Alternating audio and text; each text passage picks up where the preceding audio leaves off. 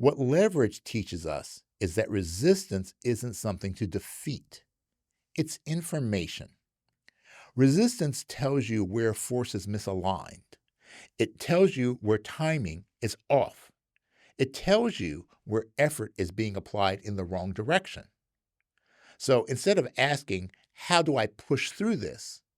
Leverage asks, how do I redirect this? Welcome to the Personal Mastery and Growth Podcast, where we explore the keys to unlocking your full potential and living your best life. I'm your host, Jose Johnson. Whether you're looking to make a breakthrough, overcome a challenge, or simply live with greater clarity, joy, and purpose, you'll find the tools and inspirations you need right here. So let's start your journey towards personal mastery and growth right now.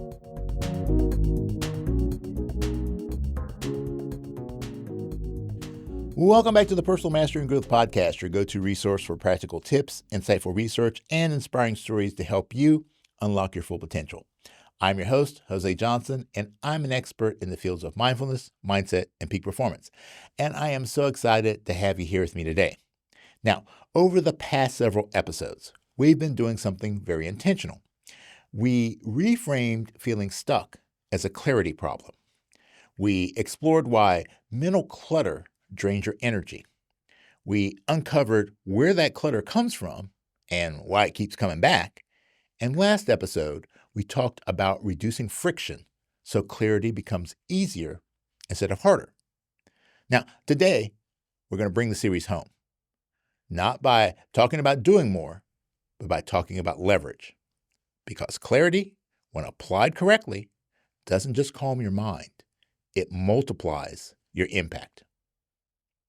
Now, most people were taught directly or indirectly that progress comes from effort. Work harder, push through, add more hours, try again. Now, to be fair, effort absolutely does matter. But effort has a ceiling. There comes a point where more effort doesn't produce more results. It just produces more fatigue. Now, that's usually the point where people start saying things like, I'm doing everything I can. I don't know what else to try. I'm exhausted, but nothing's changing. Well, see, that's not a motivation problem. That is a leverage problem, because leverage isn't about how much energy you apply. It's about where, when, and how you apply it. Now, there's a quote attributed to Archimedes that you've probably heard before. Give me a lever long enough and a place to stand, and I will move the entire earth. Now, this just isn't inspirational. It's physics. Archimedes wasn't saying, if I try harder, I'll move the world. He was saying, if I position myself correctly, the same force produces a radically different result. The force didn't change. The leverage did. Now, this is one of the most misunderstood ideas in personal growth.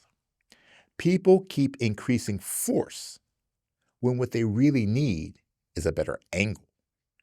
Clarity gives you a place to stand, and leverage determines what actually moves.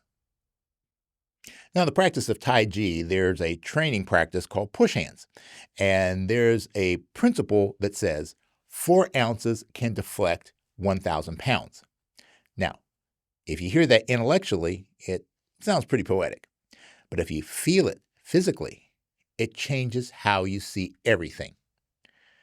In push hands, if you meet force with force, you lose every time. But when you yield slightly, change the angle, adjust the timing, and maintain your structure, suddenly enormous force becomes manageable. Not because you magically get stronger, but because you stop fighting in the wrong direction. Now, this is leverage in its purest form, and it applies far beyond martial arts. Now, here's the hard truth that most people never pause long enough to see. A lot of the struggle in life isn't coming from the problem itself. It's coming from how we're meeting the problem.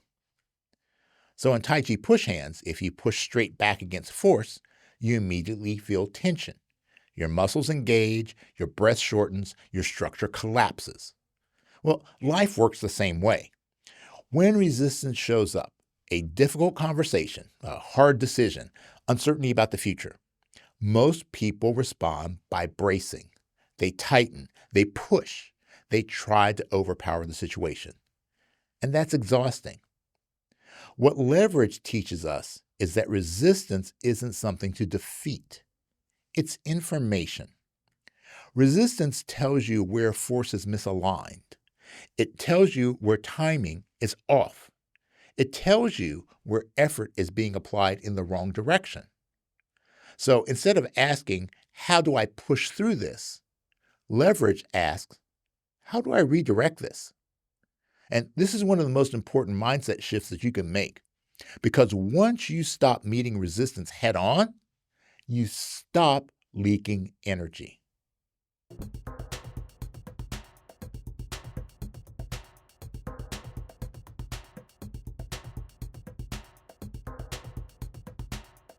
Now, let's go deeper into the 3 leverage domains. And I want you to listen for where this shows up in your life. Domain number 1, decision leverage. Unmade decisions are one of the biggest sources of mental clutter. Every unresolved decision stays active in your nervous system. Your brain keeps checking it, revisiting it, rerunning the scenario. That's not thinking, that's friction. Here's what leverage looks like with decisions. Instead of waiting for certainty, you decide based on clarity. Instead of perfect information, you choose the best available option. Instead of reopening the decision over and over, you commit, at least for now. One clear decision can eliminate dozens of mental check-ins. It can reduce emotional drag, and it can restore focus almost immediately. That's leverage, not because the decision was perfect, but because it was made. Number 2, structural leverage. Most people rely way too much on willpower, but willpower is fragile. Structure, that's reliable. Structural leverage is about designing your environment so the right behavior becomes the default. That might mean blocking time instead of hoping that it appears, removing distractions instead of resisting them, creating clear start and stop points instead of open-ended work, setting boundaries in advance instead of negotiating them in the moment. Now, in Tai Chi terms, structure allows force to pass through you without collapsing you.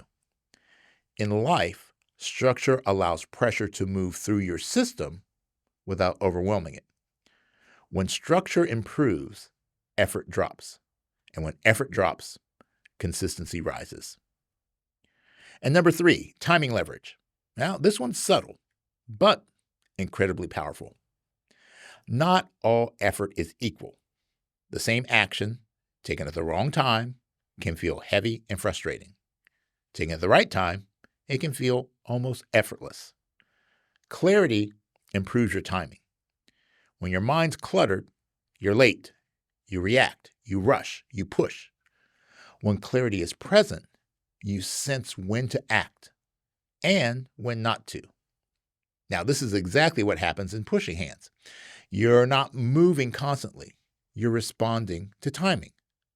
Leverage is often less about what you do and more about when you do it. So here's a shift I want you to really feel. Force says, I need to try harder. Leverage says, I need to adjust the angle. Force burns energy.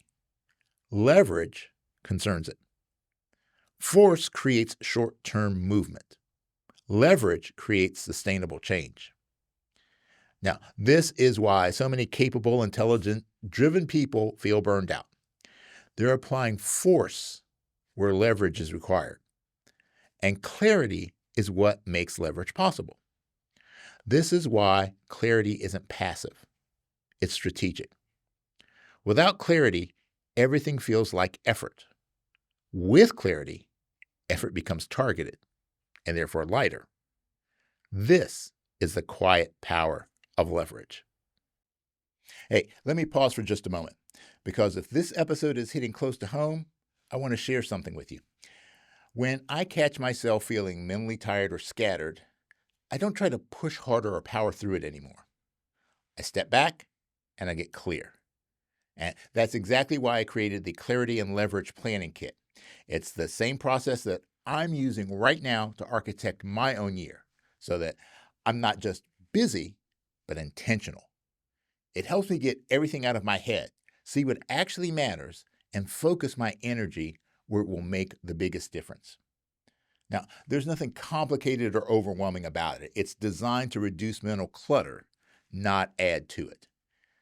So, if you want to apply what we're talking about in this episode to your own life or work, you can find the kit at josejohnson.com/clarity. All right, let's jump back in. All right, so let's slow this down and turn everything we've talked about into something practical, because leverage isn't something you just understand intellectually.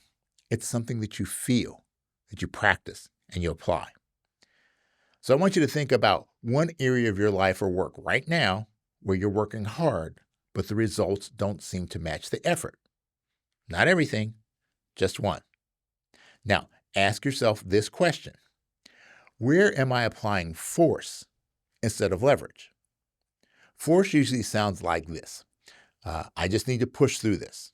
I'll deal with it later. If I can just get past this part, it'll get easier. Now, leverage sounds different. Leverage asks better questions. So here's the practice, and I encourage you to pause this episode if you need to.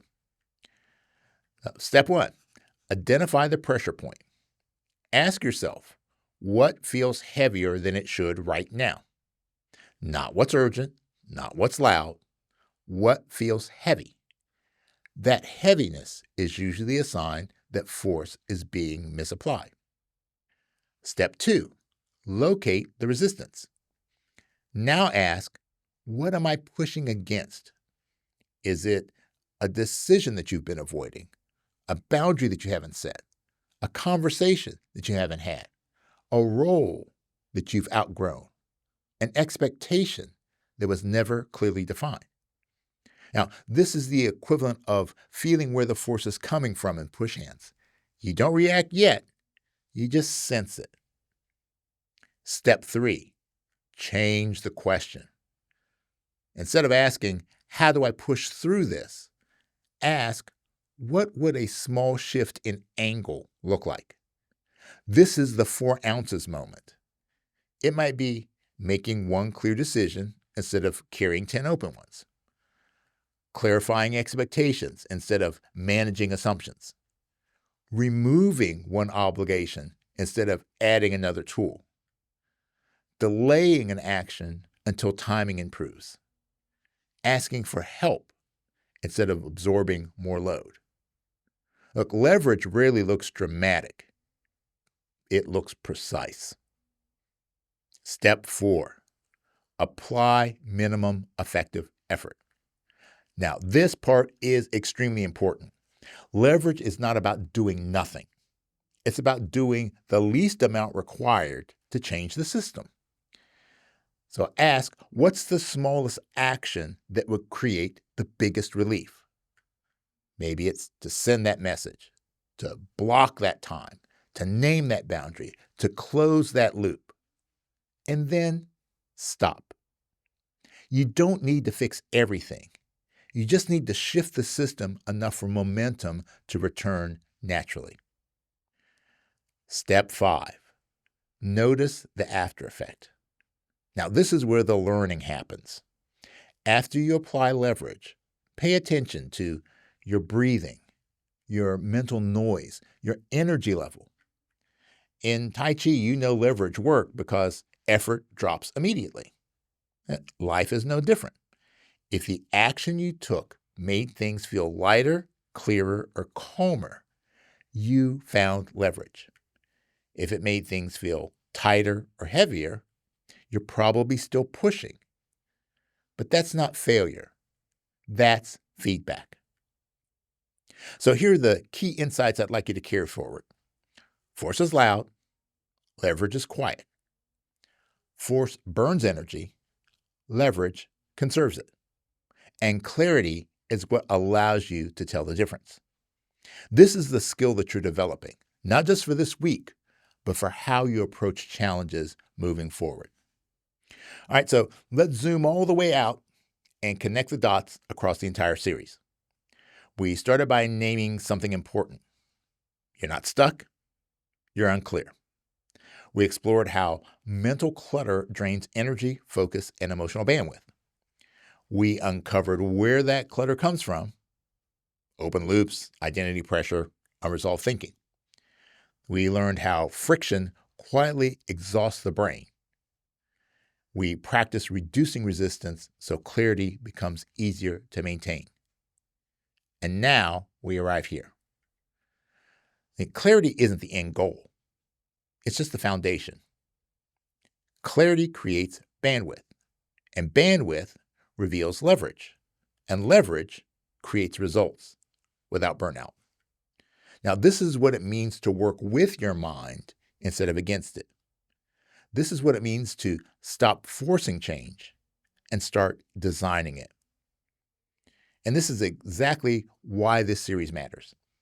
Because the world doesn't need more exhausted people trying harder. It needs clearer people applying energy intelligently. So if this From Clutter to Clarity series has helped you see your life, your work, or your patterns differently, I want to invite you to take one more step. If you want to apply this way of thinking to your own life or your work, the Clarity and Leverage Planning Kit gives you a simple step-by-step process to identify what matters, where your leverage is, and how to move forward without burning yourself out. And you can find it at josejohnson.com/clarity. And if this episode or this series has been helpful, please do me a huge favor. Share it with someone who might be feeling overwhelmed or stuck. Like this episode and subscribe so you don't miss what's coming next. Your support helps this message reach the people who need it most. So until next time, remember, it is what it is, but it becomes what you make it. So make it great.